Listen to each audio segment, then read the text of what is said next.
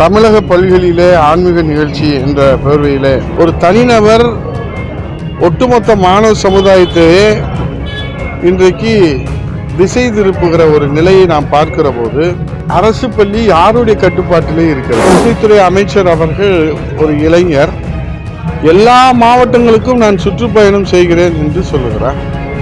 ஒரு புறத்தில் அடிப்படை கட்டமைப்புகளே கிடைக்கவில்லை, பள்ளி கட்டடங்கள் இடிந்து விழுகிற ஒரு சூழ்நிலையை நாம் பார்க்கிறோம். இதை சீர்படுத்துகிற நடவடிக்கையும் இந்த அரசு எடுக்கவில்லை.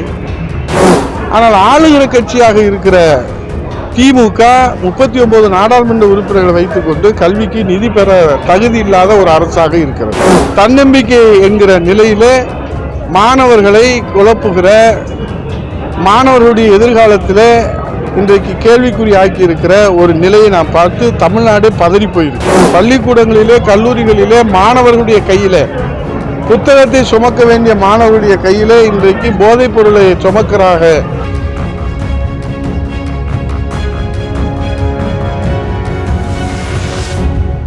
எதிர்கட்சியினுடைய தலைவர், அனைத்து இந்திய அண்ணா திராவிட முன்னேற்ற கழகத்துடைய நிரந்தர பொதுச் செயலாளர் புரட்சி தமிழர் ஐயா எடப்பாடியார் அவர்களுடைய சார்பிலே அனைத்து மக்களுக்கும் எல்லா வளங்களும் எல்லா செல்வங்களும் பெற்று வளமோடு நலமோடு வாழ விநாயகர் சதுர்த்தியினுடைய வாழ்த்துக்களை பொதுச் செயலாளருடைய சார்பிலே, வருங்கால முதலமைச்சர் புரட்சி தமிழர் ஐயா எடப்பாடியாருடைய சார்பிலே தெரிவித்து கொண்டு, இன்றைக்கு 8 கோடி தமிழர்களின் நம்பிக்கை பெற்றிருக்கிற புரட்சி தமிழர் ஐயா எடப்பாடியார் அவர்கள் மீண்டும் முதலமைச்சராக அன்னை தமிழகத்தில் இந்த தாய் தமிழ்நாட்டு மக்களுக்கு தன்னிகரற்ற சேவையை தொடர வேண்டும் என்று இந்த விநாயகர் சதுர்த்தி திருநாளில் நம்முடைய அனைவருடைய சார்பிலும் எங்களுடைய உறுதியை ஏற்றுக்கொள்கின்றோம். இன்றைக்கு அரசு செயலிழந்து இருக்கிறது என்று மாண்புமிகு எதிர்க்கட்சி தலைவர் புரட்சி தமிழர் ஐயா எடப்பாடியார் அவர்கள் தினந்தோறும் அறிக்கைகள் வாயிலாக மக்கள் மன்றத்திலும் சட்டமன்றம் கூடுகிற போதெல்லாம் அங்கே தோலுரித்து காட்டி கொண்டிருக்கிறார்கள். ஆனால் அரசு அதற்கெல்லாம் சாக்குப்போக்கு சொல்லி அந்த பிரச்சனைகளுக்கெல்லாம் தீர்வு காணாமல் அவர்கள் அதை திசை திருப்புவதிலே தான் அக்கறை செலுத்துகிறார்கள் தவிர தமிழ்நாட்டிலே தொடர்ந்து கொண்டிருக்கிற பிரச்சனைகளுக்கு அவர்கள் தீர்வு காண்பதற்கு எந்த நடவடிக்கையும் எடுக்கவில்லை. நேற்று தமிழகம் முழுவதும் காட்டுத்தீயாக பற்றி எரிந்தது தமிழக பள்ளிகளிலே ஆன்மீக நிகழ்ச்சி என்ற பேர்வையிலே சென்னை அசோக் நகர் அரசு பெண்கள் மேல்நிலைப் பள்ளியில் +2 பொதுத் தேர்வு எழுத உள்ள மாணவர்களுக்கு தன்னம்பிக்கை அளிக்கும் நோக்கத்தில் பள்ளி மேலாண்மை குழு சொற்பொழிவு நிகழ்ச்சியை ஏற்பாடு செய்திருந்தது. பரம்பொருள் அறக்கட்டளை என்ற அமைப்பை சேர்ந்த மகாவிஷ்ணு என்பவர் உரை நிகழ்த்தினார். முற்பிறவி பாவ புண்ணிய விஷயங்கள் குறித்து அவர் பேசினார். சில பெண்கள் அழகில்லாமல் பிறக்க காரணம் முந்தைய பிறவியிலே அவர்கள் செய்த பாவங்களே என்றார். மாணவிகள் அவரது பேச்சில் மூழ்கியிருந்த நிலையிலே ஒரு ஆசிரியர் எழுந்து தன்னம்பிக்கை உரையிலே பாவ புண்ணியம் குறித்து பேச என்ன அவசியம் என்று கேட்டார். இப்போது அரசு பள்ளி யாருடைய கட்டுப்பாட்டிலே இருக்கிறது?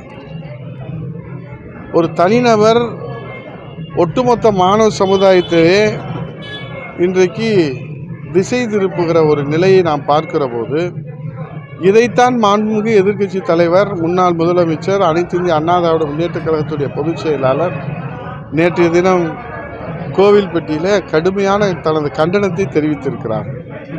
அரசு நிர்வாகத்திலே ஒரு மெத்தன போக்கோடு கல்வித்துறை அமைச்சர் அவர்கள் ஒரு இளைஞர் எல்லா மாவட்டங்களுக்கும் நான் சுற்றுப்பயணம் செய்கிறேன் என்று சொல்லுகிறார். ஒரு புறத்தில் அடிப்படை கட்டமைப்புகளே கிடைக்கவில்லை, பள்ளி கட்டடங்கள் இடிந்து விழுகிற ஒரு சூழ்நிலையை நாம் பார்க்கிறோம்.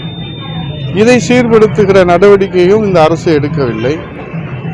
நம்முடைய பள்ளி கல்விக்கான நிதியை மத்திய அரசிலிருந்து பெறுவதற்கும் இந்த அரசு எந்த விதமான முயற்சியில் எடுத்திருக்கிறார்கள்? வெறும் அறிக்கையை வார்த்தை போராக, வார்த்தையிலே அவர்கள் வடித்தெடுக்கிற கடிதங்களாலே என்ன பலன் இந்த மக்களுக்கு, மாணவர்களுக்கு கிடைக்க போகிறது?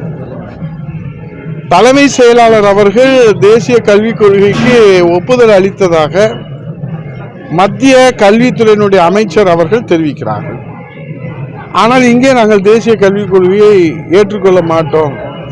எங்களுக்கு நிதி தாருங்கள் என்று அவர்கள் சொல்வது இந்த நாடகம், இந்த இரட்டை வேடம், இதை நாம் பார்க்கிற போது இது எதற்காக இந்த நாடகத்தை அரங்கேற்றுகிறார்கள்? ஏனால் நிதி இன்றைக்கு மத்திய அரசு கொடுக்க வேண்டும் 60%, 40% என்று 4 கட்டங்களாக 563 கோடி ரூபாயை கொடுக்க வேண்டும் என்று மாண்புமிகு எதிர்க்கட்சி தலைவர் வன்மையாக கண்டித்து, ஏனால் எதிர்க்கட்சி என்பது அரசினுடைய கவனத்துக்கு கொண்டு வருகிற அந்த அளவிலே தான் போராட முடியும்.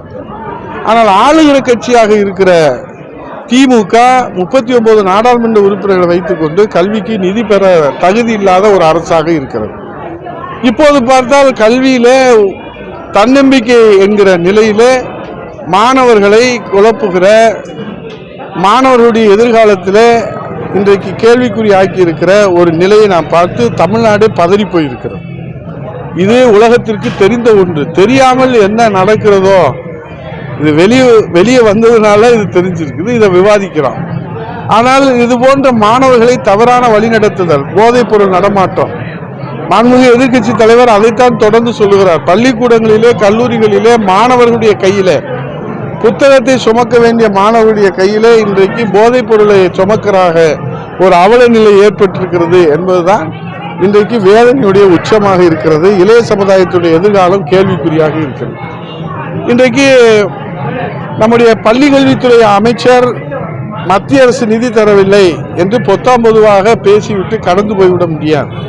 இந்த ஒரு துறையிலே மட்டுமல்ல, மத்திய கல்வித்துறை அமைச்சர் சொன்னதை போல மத்திய சாலை போக்குவரத்து துறை அமைச்சர் நிதின் கட்கரி அவர்கள் சொல்லுகிறார்கள். என்ன சொல்கிறார்கள்?